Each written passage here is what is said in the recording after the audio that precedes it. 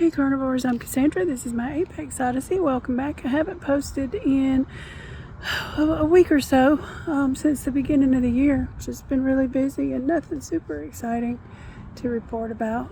But I don't want you to think I'd fallen off the face of the earth. Still going well. Still not been tempted by non-carnivore foods, and that's not... I'm grateful that that's the case. I feel like that will happen at some point.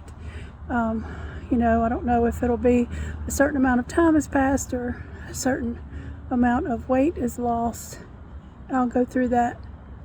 I'll go through the extinction burst, and my body will just be like, wait, you were planning on doing this forever? That don't make any sense. And try to, start throwing temptations and trying to make me second guess my decisions and all of that stuff. But so far that hasn't happened, and I'm happy to take advantage of the food freedom that I currently enjoy. I thought I would, since I really don't have anything super exciting to talk about, I would talk about how I ended up here on the carnivore diet. I actually have done this before for a few months, but the whole time I use dairy and then artificial sweeteners, which I realized over time were just causing me to not be able to stick with the plan.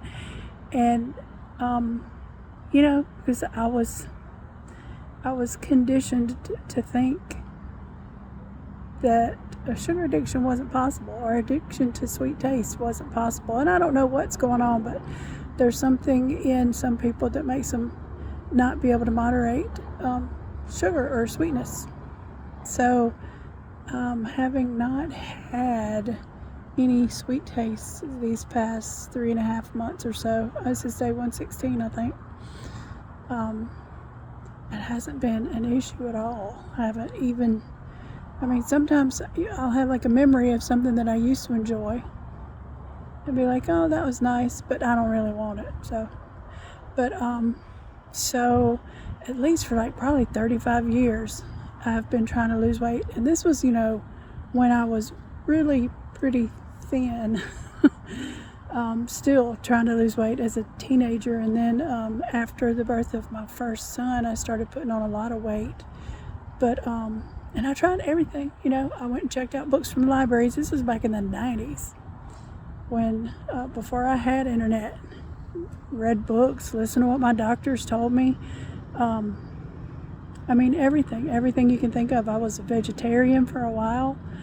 I never participated in the Weight Watchers program, but my mother-in-law did, so I followed along with her thing. It's just every kind of diet. And then in the late 90s, whenever I had access to the internet, I started Googling my own symptoms. And because doctors would, they weren't telling me to do anything. You just need to lose some weight and you'll be fine. And this was 200 pounds ago, So, and their tune hasn't changed.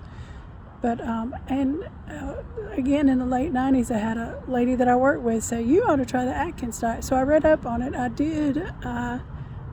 Became familiar with low carb or keto back in the late 90s, and so I've known since then that it was an option, but I guess I finally realized 30 years later that it is the only thing that is going to work for me. My doggy wants to walk, so and that's been a long, hard 30 years to figure that out. And so probably for the last few years I've been trying to get back onto it, but so I was trying to do like very low carb, because whenever I would do carnivore, my IBS would act up, and I know that diarrhea is a symptom of or something that that trial that we all mostly have to go through at the beginning. But it was debilitating. I wasn't able to work. I'm like, well, I can't do this. I have to be able to function regardless. So I would try adding in just a little bit of vegetables. Like, would try eating a half a cup of cauliflower every day just to make my symptoms manageable. But I was still doing dairy and artificial sweetener and coffee. So, I just wasn't able to make it stick. And then finally, I said, okay, well, I'm going to try it without any of that other stuff. So, in September of 2023, I gave it a go. Come on, let's go this way. Come on. Just went meat and water. No dairy. I did have eggs for a while, but I've since cut those out. But not having cream in my coffee, no cheese, no artificial sweetener, and no coffee. And I barely had any symptoms at all. I mean, like, I didn't even have diarrhea. I still have typical carnivore bowel movements, not to gross anybody out. But we all talk about that. But they've never been, like, really bad. So that's what it was for me. I had to get rid of all of that other stuff. And I've been doing that for the last 3.5 months or so.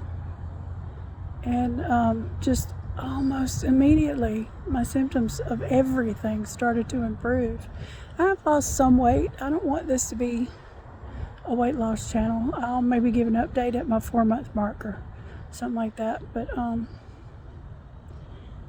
one thing that I thought was pretty wild is I have lost 7 inches around my abdomen. I measure everything. I measured my waist or waistal area because that's something that's important to me, having metabolic syndrome. That's one of the markers of that. So something I thought I should keep up with. And I've lost 7 inches just around my waist, and that's a lot. So definitely has had an impact. I'm watching my dog to make sure she doesn't fall in the lake. She's sniffing it close to the edge. So it's definitely had an impact on my metabolic health. Finally, my blood sugars have been mostly under 100. So I used the CGM for the 10 days. I finally got one that lasted the whole 10 days. And I'm going to wait probably another month before I try that again, just to see if it's improved from, 1 month to the next. I don't need to know the data all the time. I just want to keep up with how it's trending. But I do check my blood sugar with a finger stick pretty regularly. And it had been like whenever I get up in the morning, it was easily 120 or 130, sometimes 140. But these last few days, it's been in the 90s, which is I'm pretty proud of. So good things are happening. I'm still feeling good. Don't you fall in. I've got her on a leash, so if she did fall in, I could fish her out. Girl, you better behave. She's very curious. We'll go inside in a minute so she can drink out of her own water bowl. But that's what's going on with me. What's going on with you? Oh, do me a favor. Smash that like button. Subscribe if you haven't. I've got like 49 subscribers, I think. Let's get it up to 50. Let's get it up to 100.